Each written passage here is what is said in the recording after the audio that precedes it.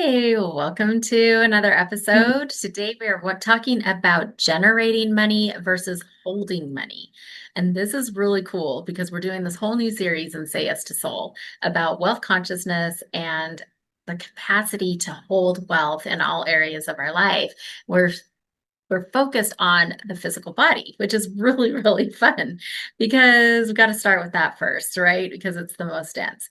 So, if the body isn't ready to hold wealth, we have all of these like money leaks everywhere. Literally, wealth is leaking through overgiving, overspending, undercharging, overcommitting, or even just collapsing, like self-sabotage or even just from exhaustion.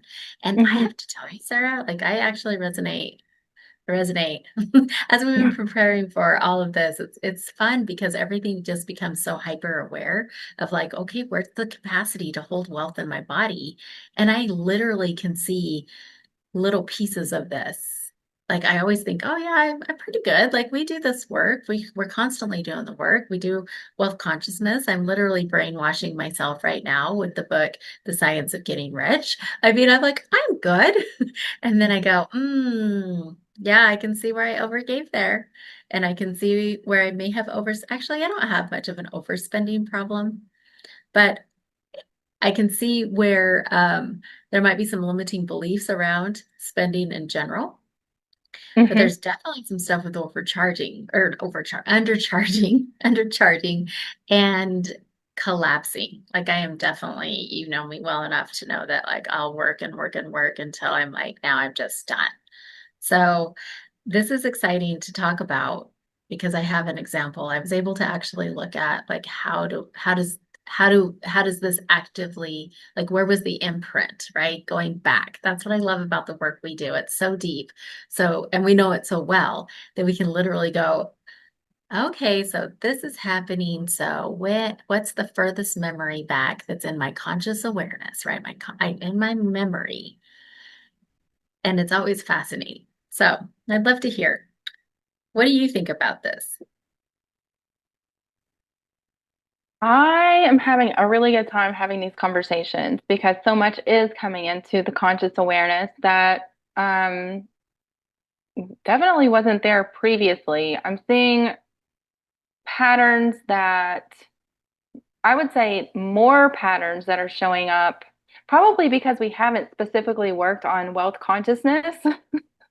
We're always again working on boundaries, sovereignty, that taking back our power and all of that.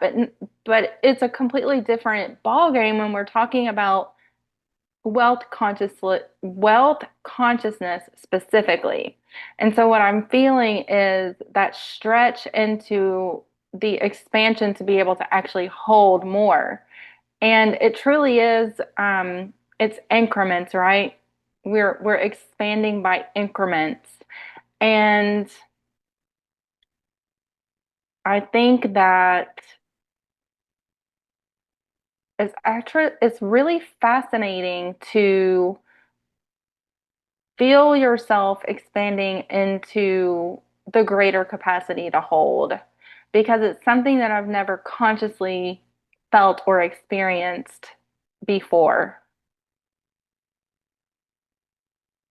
And I'm not sure if I answered your question, but Oh, you did. It is interesting because we haven't actually had a focus, right? Like yes, right. in sessions and stuff like that, but not in Say Yes to Soul. It hasn't been a focus on wealth consciousness and what is it that it's actually preventing us from being able to hold wealth first generating. Everyone can generate wealth. Everyone Mhm. can. Everyone knows how to go out and make money. We did a whole episode on that too. I feel like where you get into survival mode and you're going to do anything and everything to make sure that you have enough money. That's why it always works out, right? That's why it always works out. We always end up having enough money, blah, blah, blah, blah, blah, right? Like that's what happens. But it's usually being in survival mode and in lack and scarcity and all that other stuff, which is why we're saying wealth is not just about the mental body because you can mindset yourself all day long, but it's still going to be about the nervous system, survival, and everything else. So, Mhm. my example is I might end up ruffling a couple of feathers, actually. I don't know. I was kind of like, do I share this? I really did. I'm like, do I share this? Because I'm not sure. We'll see. Well, I mean, I'm going to share it and then we'll see. Because what I've what I found whenever I was looking at this, so here's some of the things about holding wealth with these money leaks is overgiving, overspending, undercharging, overcommitting, collapsing, right? It's all about our worth. It Mhm, literally is all about our worth and everything else. But when I thought about this and I was like, where do I actually, because I can literally see all of this um, in my life and I can see the loop, the pattern, all the stuff. mhm, And it comes back to a memory. That's another thing, everyone who's listening, like memories will pop up. And you've actually seen us do this probably in every episode where we're starting to talk about limiting belief and then a memory is going to pop up. That's higher self telling you, oh, yeah, this is an imprint, right? So I had this memory. It was Christmas time. And we were receiving gifts from like a secret Santa mhm, because we didn't have a lot of money. We didn't have a lot of money. And so um, we were receiving gifts from a secret Santa, which I love that. We're secret Santas every year to give back. So I love that. But I was like, why were we doing? What was happening? And then it went further into this whole thing about sacrifice, like literally sacrificing. Like these are mhm, terms like give the shirt off your back, right? And it's all for charitable things, like give the shirt off your back, sacrificing. Like I noticed um there's a sacrificing of resources regardless of where you might be. There's an expectation of that. And especially with the church that we were part of at that time.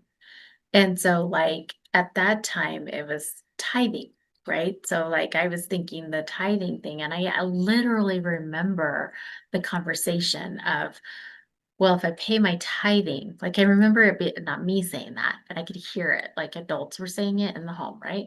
And so I'm like, if I pay the tithing, everything's going to work out. It's all going to come back. And like it is, that's a universal law, right? Of mhm, reciprocity and stuff like that. But in this situation, there was an expected amount of how much you had to give, and it was based off of how much you made, like so mhm, literally how much you made in the household, and that's what was given, nothing less. It had to be at least that. And there mhm, were so in the last episode we talked about conditioned gifts, right? Conditioned like strings attached, whatever. And so if the minimum was to give this much amount of how much you made, and in return you're worthy enough to go do other things in this religion. Like you held a status. You literally had a card that was given to you that gave you access to a building to do sacred things, rituals, and all kinds of stuff. Like beautiful, right? I'm not knocking any of that. Like that, I'm not even saying. I'm just looking at the conditioned belief here, and especially with me as a child listening to this. And now here we are receiving Secret Santa. So it's like we literally sacrificed our own needs. We didn't have it to give. I guess that's what I'm trying to say. We didn't have it to give. Yes, it was returned, but it was because I'm sure we had to apply to get the gifts, like I know because I work for or I don't work, but I do an organization every year at Christmas that is the exact same type of organization where families apply so that Santa comes to the house, right? And so I'm mhm. sitting here going, wow, this is really interesting that would actually be an imprint for me because my whole life that was just what you did. I'm also not a religious person, didn't grow up religious childhood. This was just a moment in time. right? So it was a moment in time. So I'm sitting here going, oh my gosh, this is interesting. And I don't have a lot to say around it because it's all still unfolding for me. Hmm. But the whole thing around, um, I do believe in charitable work. Like, I mean, we do the giving tree and everything else. And so I say it's the part, it's the specific At part Walden of University, we get the W. Hard, welcome, and overcome challenges. what is it? My other laptop just started talking to us. I wonder what it was even saying. I don't know. But yeah, so it was it's literally the part, it's like all of these things like great, like not a thing. But it's that part about giving when you don't have it to give, which is also a charitable act. But for me, this is a limiting belief. So it's going to be interesting to go into that because I do all this charitable work. And I Hmm. do find myself overgiving. I do find myself giving more than I'm able. Hmm. I'm literally giving like I give this shirt off my back. It's my only shirt and I give it off my back. You know, like that's literally me. That's my family. That's like all the things. And so it's going to be interesting to journey with this a little more. But I'd love to hear yeah, what are your what do you see in all that? Or do And you resonate, I guess? yeah, I resonate. I see a lot in all of that. And while you were sharing, I was hearing my dad throughout my life and him always saying, the more you give, the more you get. The more you give, the more you get. And that was sort of pounded into my thought process and my mindset and my way of thinking and being for so, so long. And this is that we have actually touched upon this in some ways in the past, because I know that I've shared with you that that was something that he always said. And I remember the moment when I realized, you know what, actually, that's a limiting belief because reciprocity is a thing, right? And yes, while I do believe that the more you give, the more you get, I think that for me, it's more about what I'm personally receiving by giving. So, by me being of service, giving my time, my energy, my wisdom, um, whether or not that's the shirt off of my back or not, it's how, what am I receiving? Is it a feeling of joy? Is it a feeling of satisfaction? Is it a feeling of maybe worthiness in some way? Um, a feeling of, I guess, satisfaction that the capacity to give was there to begin with. But I think where we run into trouble, where the limiting belief is concerned, is that we give and give and give and give and give unconditionally to the point of depletion so that now we don't have the capacity to hold. You just nailed Yeah. it. Right, because if we don't have it to give, now Hmm. we are in a state of survival. Right. And if we're in a state of survival, like yes, we're receiving, the joy and the love and all like all the feel goods, right? Like Hmm. that's yes. But if we're looking at physical plane, physical body, nervous system, capacity to hold, it's like, holy cow, what a crazy cool thing would it be? Because I know what we want to do for Red Lotus Life, right? I know who we want to help. I know exactly how we want to help them and everything else. And it's like, if that's a money leak for me, like that's a wealth leak, if I'm giving when it's not there to give, because then it just puts everything into survival mode. Hmm. But if you have it to give, now you're actually able to give from a place of safety, like safe, feeling safe, Right. right? Like it's Hmm. a calm, regulated nervous system. And now the capacity has just expanded because now you can actually help more. Yes. So, yeah. I'm like, yeah. How do you see these leaks?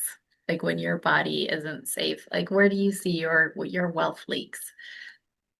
My wealth leaks. I feel them in my body. I feel it when I can feel like constriction or contraction around the thought of not having enough to be of service, not having enough to provide. Um, and I think that when we're talking about expanding our capacity to hold more, the leaks are actually in the doing more, the generating, the production. Because it's in coming back again to that space of pause to be able to simplify, to be able to allow what's next to actually drop in that's going to be the thing that actually does expand the capacity, that does um, it magnetizes what we're desiring to bring to us by being in that place of stillness. You have an example of when you weren't able to provide and and like what you and how you dove into production, Mm, like how that was the response was to provide. So like you weren't able to provide, you wanted to provide, you didn't have it. And so you dove into like the production part of, well, I've got to produce so that I can provide. okay, so this is going to be a really silly, or a really silly example. But just take, for example, um, someone that you love needs something and they need it fast. Um, Maybe it's a tire for a vehicle or something like that. And so you go into production mode trying to figure out, okay, what are the ways that I can produce money? And so you start to sell things, right? You start to sell things. And then ultimately, yes, you've come up with the money to provide what was needed right then and there, but now you're not you're no longer holding the things that actually you might find value in or could have more value later. Oh yeah, I resonate with that. Hmm. Hmm. So that's an example of generating it versus holding it. Well, it's generating and also losing it because Yeah. it's you're generating it and then giving it away immediately. So you're losing immediately. And then also you've sold all of the things that you actually desired or, had been able to generate in the past. And so you're no longer holding in any capacity. Hmm.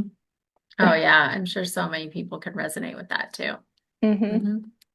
Mm, I love it. I love it. Is there anything else here that you wanted to share? Because I think that's actually a really great place to wrap up of like, if anyone is resonating with this to join us, because this is exactly what we're working on. Hmm. No, I think I feel complete there. And I mean, just like, share, subscribe, and join the conversation. Yes. Yes, yes, yes. Oh, and use the promo code that's listed below. I think it's say yes. Okay, we'll see you there next time. Until next time. Oh man. Okay. Bye. And live your life today.